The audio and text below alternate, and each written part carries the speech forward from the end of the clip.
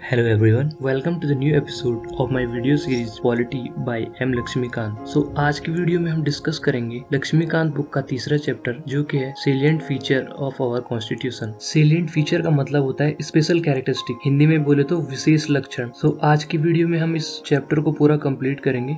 And तक मेरे साथ इस वीडियो में जुड़े रहना। शुरू करते हैं आज की वीडियो। आप देख रहे हैं ई गुरुकुल NCERT स्टफ। सबसे पहला फीचर है हमारे कॉन्स्टिट्यूशन का कि ये लेंथिएस्ट रिटन कॉन्स्टिट्यूशन है, मतलब ये दुनिया का सबसे लंबा लिखित संविधान है। संविधान को दो तरीकों से क्लासिफाई किया जाता है। क्लासिफाई मतलब वर्गीकृत किया जाता है, रिटन और अनरिटन। मतलब लिखित संविधान जो कि अमेरिका का है और मौखिक संविधान जो कि ब्रिटेन का है। ओरिजिनली 1949 में हमारे संविधान में एक प्रीएम्बल था, 395 आर्टिकल थे जो कि 22 पार्ट्स में डिवाइडेड थे और 8 शेड्यूल थे। प्रीएम्बल में आपको अपने आने वाली वीडियो में अच्छी तरह से बताऊंगा। प्रेजेंट में हमारे संविधान में एक प्रीएम्बल है, 470 आर्टिकल्स हैं जो कि 25 पार्ट्स में डिवाइडेड हैं और अब तक 12 शेड्यूल बन चुके हैं। 4 ऐसे फैक्टर हैं जिन्होंने कंट्रीब्यूट किया एलिफेंटिक साइज में हमारे कॉन्स्टिट्यूशन के। मतलब 4 ऐसे घटक हैं जिनके योगदान से हमारे संविधान का साइज एक हाथी के साइज के बराबर हो गया, मतलब बहुत बड़ा। पहला है जियोग्राफिकल फैक्टर, मतलब जो कि हमारे देश का भौगोलिक विस्तार है और हमारे देश की विविधता है। इसका महत्वपूर्ण योगदान है हमारे कॉन्स्टिट्यूशन को बहुत बड़ा बनाने में। दूसरा जो फैक्टर है वो है हिस्टोरिकल फैक्टर, मतलब जो गवर्नमेंट ऑफ इंडिया एक्ट आया था 1935 का, वो बहुत ही बड़ा था। इससे भी हमने काफी सारी चीजों को बोरो किया है। ये मैंने अपनी लास्ट वीडियो में बताया कि हमने कहां से क्या क्या चीजों को बोरो किया है।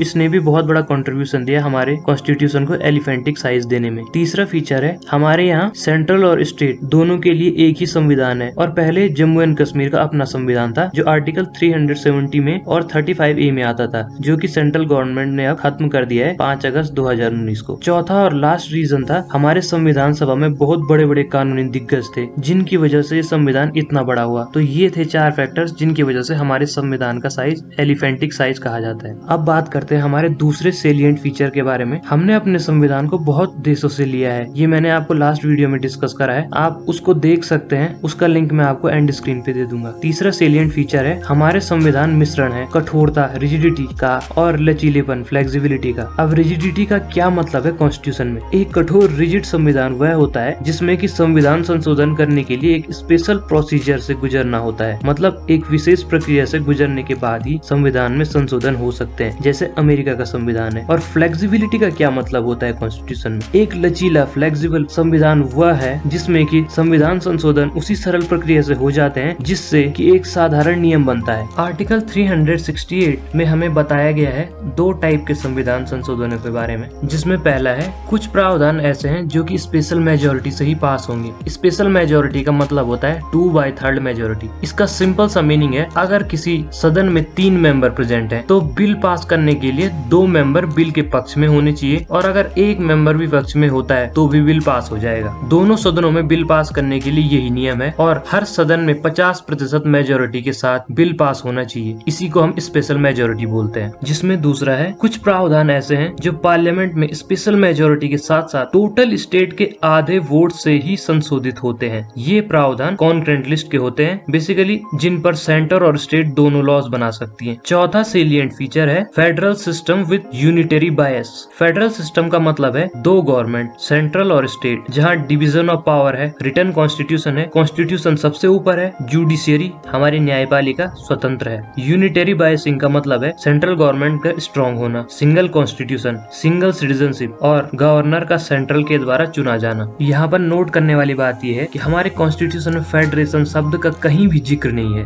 5वां सेलिएंट फीचर है पार्लियामेंट्री फॉर्म ऑफ गवर्नमेंट, जहाँ लीडर जनता के द्वारा चुना जाता है। लोकसभा जो कि लोअर हाउस है, राज्यसभा जो कि अपर हाउस है। इंडियन पार्लियामेंट और ब्रिटिश पार्लियामेंट में यही फर्क है कि इंडियन पार्लियामेंट का हेड जो कि हमारे प्राइम मिनिस्टर होते हैं उनको जनता के द्वारा चुना जाता है इनडायरेक्ट वे में, और ब्रिटिश पार्लियामेंट का हेड वहाँ की रानी होती है जो कि जनता के द्वारा नहीं चुनी जाती है। 6वां सेलिएंट फीचर है synthesis of parliamentary sovereignty and judicial supremacy. Parliamentary sovereignty का मतलब है संसद की संप्रभुता जो कि ब्रिटिश पार्लियामेंट से जुड़ा हुआ है, और जुडिशियल सुप्रीमेसी का सिद्धांत अमेरिकन सुप्रीम कोर्ट से जुड़ा हुआ है। हमारे देश में सुप्रीम कोर्ट संसद के नियमों को जुडिशियल रिव्यू की मदद से असंवैधानिक करार दे सकता है। 7वां सेलिएंट फीचर है इंटीग्रेटेड एंड इंडिपेंडेंट जुडिशियरी। इसका मतलब है हमारी न्यायपालिका एकीकृत है और स्वतंत्र है। एकीकृत मतलब जैसे कि डिस्ट्रिक्ट कोर्ट है, उनके ऊपर फिर स्टेट कोर्ट कोर्ट है जैसे कि हमारा हाई कोर्ट, उसके ऊपर आता है हमारा सबसे बड़ा कोर्ट जो कि हमारा सुप्रीम कोर्ट है दिल्ली में। ये सब जुड़े हुए हैं एक दूसरे से। सुप्रीम कोर्ट को हमारा गारंटर ऑफ फंडामेंटल राइट भी कहा जाता है। 8वां सेलिएंट फीचर है हमारे कॉन्स्टिट्यूशन का हमारा फंडामेंटल राइट, जो कि हमारे कॉन्स्टिट्यूशन में पार्ट 3 में सिचुएटेड है। पहली फंडामेंटल राइट है हमारी राइट टू इक्वेलिटी, जो कि आर्टिकल 14 से लेके आर्टिकल 18 तक आती है, समानता का अधिकार। दूसरी फंडामेंटल राइट है हमारी राइट टू फ्रीडम, जो कि आर्टिकल 19 से लेके आर्टिकल 22 तक आती है, स्वतंत्रता का अधिकार। तीसरी फंडामेंटल राइट है हमारी राइट अगेंस्ट एक्सप्लॉयटेशन, जो कि हमारे आर्टिकल 23 से लेके 24 तक आती है, शोषण के खिलाफ अधिकार जिसे हम हिंदी में कहते हैं। चौथी फंडामेंटल राइट है हमारी right to freedom of religion, article 25 से लेके 28 तक ये आती है, धर्म की स्वतंत्रता का अधिकार, इसे हम हिंदी में बोलते हैं। पांचवी फंडामेंटल राइट है हमारी कल्चरल एंड एजुकेशनल राइट, जो कि हमारे आर्टिकल 29 से 30 तक आती है, इसको हम हिंदी में संस्कृति व शिक्षा का अधिकार भी कहते हैं। और लास्ट फंडामेंटल राइट है हमारी राइट टू कॉन्स्टिट्यूशनल रेमेडीज, जो कि हमारे आर्टिकल 32 के अंतर्गत आती है, इसको हम हिंदी में संवैधानिक उपचार का अधिकार भी कहते हैं। 9वां सेलिएंट फीचर है हमारे कॉन्स्टिट्यूशन का directive principle of state policies. ये पार्ट 4 में आता है। 3 कैटेगरीज में इसको डिफाइन किया गया है, सोशलिस्टिक समाजवादी, गांधीयन गांधीवादी और लिबरल इंटेलेक्चुअल उदार बुद्धिजीवी। डायरेक्टिव प्रिंसिपल का मतलब है एक आदर्श समाज की स्थापना करना जिसमें सबको समान अधिकार प्राप्त हो और लोक हितकारी राज्य का निर्माण करना। 10वां सेलिएंट फीचर है हमारा फंडामेंटल ड्यूटीज, जिनको कि हम मौलिक कर्तव्य बोलते हैं हिंदी में। ये हमारे संविधान में 42वें संविधान संशोधन, जो कि इंदिरा गांधी सरकार ने नेशनल इमरजेंसी के समय में 1976 में किया था, इसके बाद ये हमारे संविधान में जुड़ा है। ये हमारे संविधान के पार्ट 4A में उपलब्ध है और आर्टिकल 51A के अंतर्गत आता है। 11वां सेलिएंट फीचर है सेक्युलर स्टेट, मतलब धर्मनिरपेक्ष राज्य। हमारे देश का संविधान एक धर्मनिरपेक्ष राज्य की कल्पना करता है। ये किसी भी एक धर्म को भारत के धर्म के रूप में नहीं मानता है। सेक्युलर शब्द हमारे प्रियम्बल में 42वें संविधान संशोधन, जो कि 1976 में हुआ था, इसके बाद जुड़ा था। 12वां सेलिएंट फीचर है यूनिवर्सल एडल्ट फ्रेंचाइज। हर नागरिक जो कि 18 साल से अधिक उम्र का है उसे वोट देने का अधिकार है। पहले वोट देने की उम्र 21 साल थी, जिसे 61वें संविधान संशोधन 1988 के बाद 18 साल कर दिया गया है। 13वां सेलिएंट फीचर है सिंगल सिटीजनशिप। 14वां सेलिएंट फीचर है इंडिपेंडेंट बॉडीज। हमारे देश में स्वतंत्र इलेक्शन कमीशन है, जो कि हमारे देश में स्वतंत्र रूप से चुनाव करवाता है। हमारे देश में यूनियन पब्लिक सर्विस कमीशन है, जो कि ऑल इंडियन सर्विसेज का एग्जाम कंडक्ट कराता है। स्टेट पब्लिक सर्विस कमीशन है, जो कि स्टेट के सभी सर्विसेज के एग्जाम कंडक्ट कराता है। और कॉम्प्टर और ऑडिटर जनरल भारत व राज्य सरकार के खर्चों का ब्यौरा रखता है। हमारे संविधान इन सब की स्वतंत्रता की गारंटी देता है। 15वां सेलिएंट फीचर है इमरजेंसी प्रोविजंस। हमारे संविधान में 3 टाइप की इमरजेंसीज का उल्लेख किया गया है। सबसे पहला है हमारा नेशनल इमरजेंसी, जो कि आर्टिकल 352 में आती है। ये वार के टाइम पे लगाने का प्रावधान है, जैसे कभी अगर भारत और चीन के बीच में वार हो गया तो उस समय पे ये लग सकती है। दूसरी इमरजेंसी है स्टेट इमरजेंसी, जो कि आर्टिकल 356 में आती है। इसे हम प्रेसिडेंट रूल भी कहते हैं। ये तब लगाई जाती है जब किसी स्टेट की गवर्नमेंट संविधान के सही तरीके से पालन करने में असमर्थ रहती है, या कोई स्टेट गवर्नमेंट सेंट्रल गवर्नमेंट के निर्देशों का पालन नहीं करती है। तीसरी इमरजेंसी है हमारी फाइनेंस इमरजेंसी, जो कि आर्टिकल 360 में आती है। ये तब लगाई जाती है जब सरकारी खजाना खत्म होने की कगार पर होता है। वैसे हमारे देश में आज तक कभी भी फाइनेंस इमरजेंसी नहीं लगी है। लास्ट सेलिएंट फीचर है हमारे कॉन्स्टिट्यूशन का 3 टायर गवर्नमेंट। इसका मतलब है सबसे ऊपर हमारी सेंट्रल गवर्नमेंट होती है देश में, उससे नीचे स्टेट गवर्नमेंट होती है और सबसे नीचे आती है हमारी पंचायत एवं म्युनिसिपैलिटीज। पंचायत राज हमारे संविधान में 73rd constitutional amendment act of 1992 के बाद जुड़ा था, जो कि पार्ट 9 में आता है और 11th शेड्यूल में आता है। और municipalities 74th constitutional amendment act of 1992 के बाद जुड़ा था, जो कि पार्ट 9A में आता है और 12th शेड्यूल में आता है। सो गाइज, आज की हमारी वीडियो यहीं पर एंड होती है। आई होप आप लोगों को ये चैप्टर समझ में आ गया होगा। 12th शेड्यूल ऑफ कॉन्स्टिट्यूशन और